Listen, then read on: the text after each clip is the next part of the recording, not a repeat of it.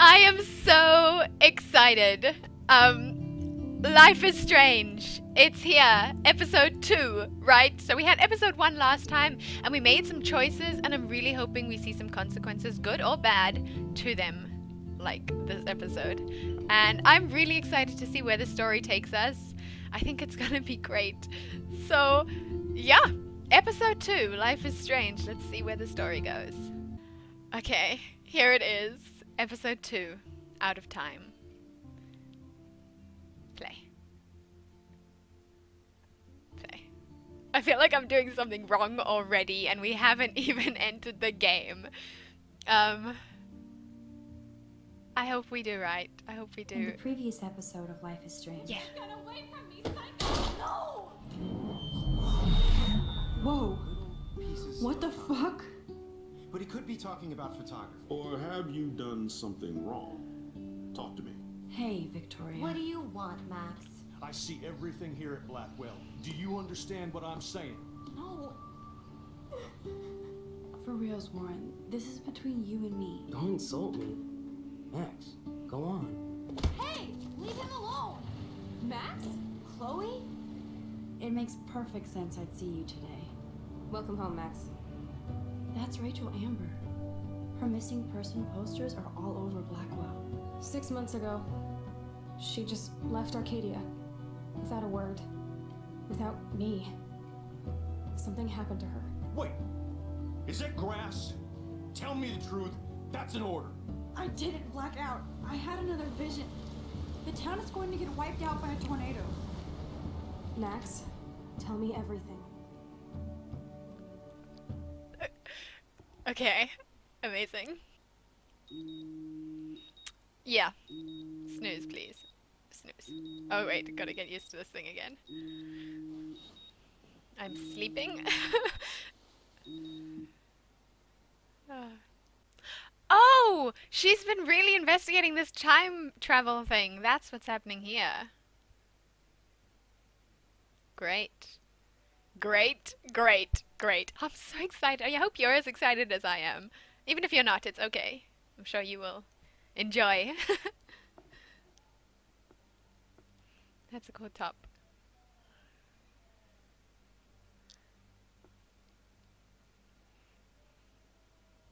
Is she okay?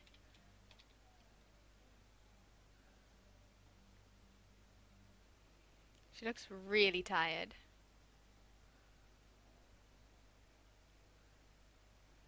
Like, is she... No amount of rewind will keep me clean.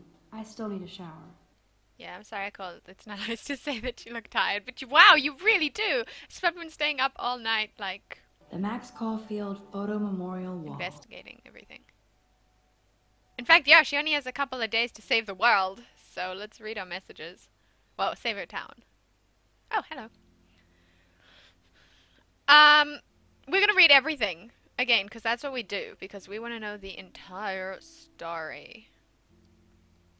I'm gonna start it from the top, so we'll see. Okay, read this with me, right? Read it. Wow, they're like such besties now. You there, hippie? What about that fucking snow? What about your new power? Or have you gone back in time and figured it out? I can't go back that far, smartass. Too bad you can't go back and warn me about that joint. I thought saving your life was more important. Boom! Max delivers the final blow. But for reals, we need to talk. I need you standing with me on this. Or eat an ass-buster breakfast at 2 whales. My treat. Sold! It's good to have minions. Gotta bail, master. Breakfast is a go. You there, Mad Max? Oh wait, that was at like midnight. Okay, you there, Mad Max? Like I said, always for you. Ah, no emoji. Sad face. Meet me at the diner in 40. I'll be there. Do not be late, or I'll know time is not on your side. After all, you did let Stepdog bust me. On my way. You are evil! 40 minutes, or else. Brilliant. Brilliant. So brilliant. Let's have... We've... we read all this? Yes. Objective, I need to grab my shower supplies and go to the showers. Of course. Is there...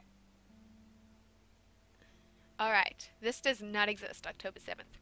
This will be the weirdest journal entry I will ever make. So weird. I don't know how or where to start, but it started with the most vivid dream of my life.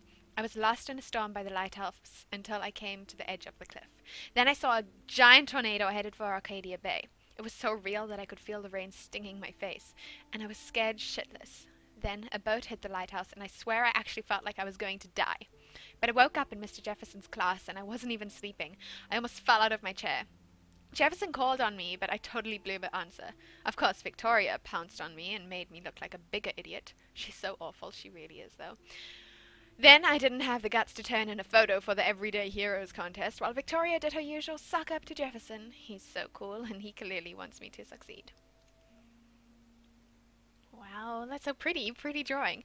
I felt so shitty. I just wanted to get to the bathroom to be alone and wash my face after that nightmare, or daymare. Once I got to the bathroom, I saw this odd, beautiful blue butterfly flutter in, and right when I took a photo of it in the corner, Nathan Prescott came in, freaking out, talking to himself. Yeah, he's psycho. I hid in the corner, and this punko came in, and they started arguing about drugs and money. Then Nathan actually whipped out a gun and shot the girl. This is where it gets strange. When Nathan fired the gun, I came around the corner and reached out for some dumb reason, as if I could stop the bullet. But suddenly, I could feel the world twisting around me, and this pressure in my head, everything seemed to rewind, and I found myself right back in my class at my desk.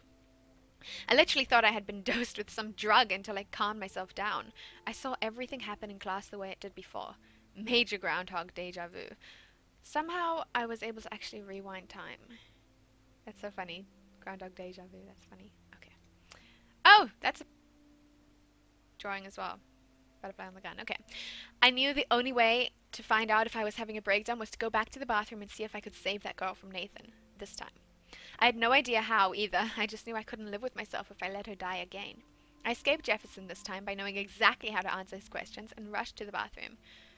I hid in the corner again and couldn't believe it when Nathan showed up, freaking out all over again. Then the girl came into the bathroom, and before Nathan could shoot her, I smashed open the ancient fire alarm and scared both of them away. Victory! Until I got grilled by the security chief, David Madsen, who thinks he's Chuck Norris, Blackwell Ranger. Nathan Prescott almost kills the girl in the bathroom, but no, I'm the problem. I was so glad when Principal Wells stepped in to shoo David away. This is practically a recap of what happened, I guess. So, we're going to read it. Then I made the possibly fatal decision to inform Principal Wells that I saw Nathan... Oh, it's also on my choices! Gosh, do you remember all of those? Do you remember? I'm so excited to see what happens with them. I made the impossible fatal decision to inform Principal Wells that I saw Nathan waving a gun in the bathroom. I didn't think I should mention the girl or my new rewind abilities for obvious reasons. He would think she wasn't telling the truth and that she was crazy. He didn't want to believe me and almost made me feel like shit for telling him that Blackwell's most big fucking deal student would carry a firearm to class. I couldn't tell him that he actually killed a girl in the previous timeline. So my school day started with an apocalyptic dream that ended with saving a life and discovering I have some kind of power to rewind time. I don't know how to top that. That's pretty cool. Life-saving and time powers is great. Not all those who wander are lost. That's nice too. And he's a jerk. Everything feels so surreal right now. I can't talk to anybody about this. Well, the only person I haven't seen in 5 years. I could confide in Warren. He's smart and knows science, so maybe he could even think of an explanation, though I have no idea what that could be. Until I can figure this out, I better stay on the down low with this stuff and focus on my classes. I suppose. Warren sent me a text asking for his flash drive back, even though I hadn't had a chance to check out all the cool shows and films on there. I thought she had. She told him that she had. I watched a few episodes of Doctor Who and X-Files, binged on Full Metal Alchemist, then Faster Pussycat Kill Kill, all kinds of Amazon woman black and white badassery. Tetsuo, a total cyberpunk trip with amazing visuals, and Scott Pilgrim for about the millionth time. On a side note, I saw a missing persons poster on campus for Rachel Amber, a pretty Blackwell student who vanished. It's so sad to see her smiling face and think about the awful things that could happen. If there was a way for me to rewind back 6 months, I totally would. Yeah. I had to go back to the dorm to get Warren's flash drive, and yes, Victoria and her Vortex Vixens blocked me from getting in, and even took my picture. It was so High School Movie. I can't believe she did it. She actually told me to go fuck your selfie. My word, when she said that, I was like, my word, like, that was just, wow. Though it was funny. I don't know why she has to act that way. She already has everything she wants, doesn't she? And she forced me to use my rewind until I finally, it took me a long time, came up with a way to get her out of my way. I don't want to use this power for trivial bullshit, especially if I have been given an actual gift from the universe, but it did give me a chance to test it out. You enjoy that power, girl, although it's probably going to cause problems. Like a tornado. Still, I can't believe I took a picture of Victoria coated in paint for revenge. I must be feeling pretty brave. She vowed revenge, so I guess I've officially made my first enemy at Blackwell. It's so scary. Like, what a problem. Choking on myself. More high school drama. Juliet wouldn't let Dana out of her room because she thought Zachary was sexting Dana. So stupid. I was so tired from everything, and since Dana borrowed Warren's flash drive, I had to intervene. Juliet told me Victoria was the one who gave her the inside scoop on Zach and Dana, so I knew that Victoria was playing them all. I snuck into Victoria's room and onto her laptop and found out that she was indeed lying through her ass, just to create drama.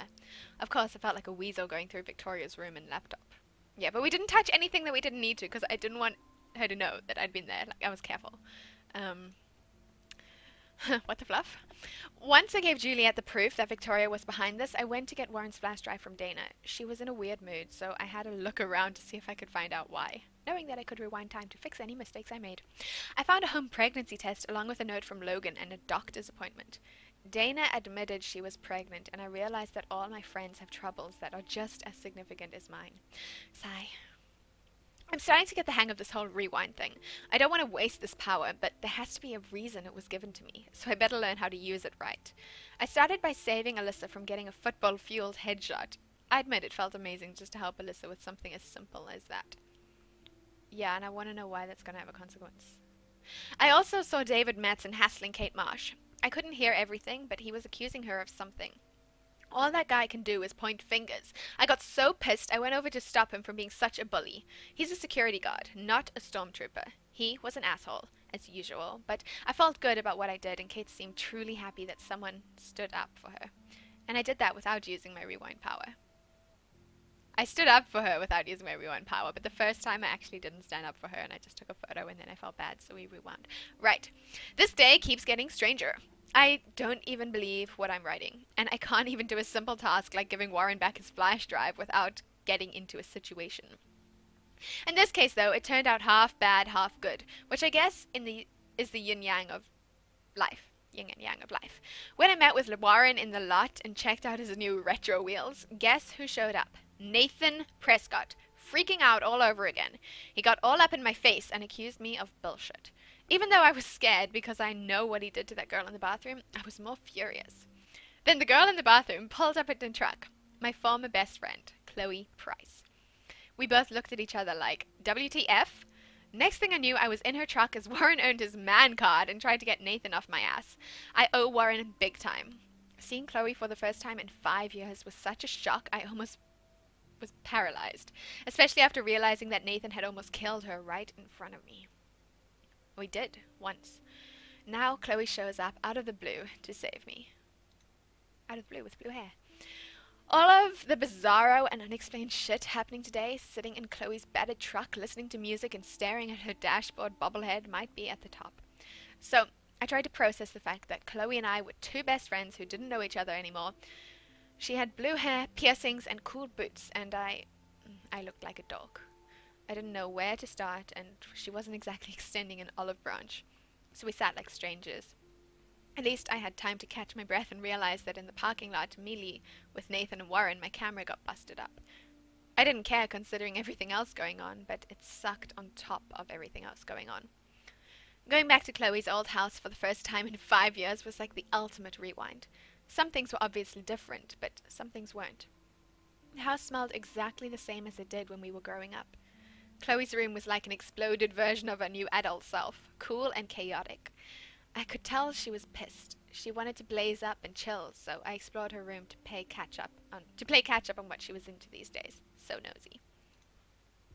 I'm another one. Oopsie.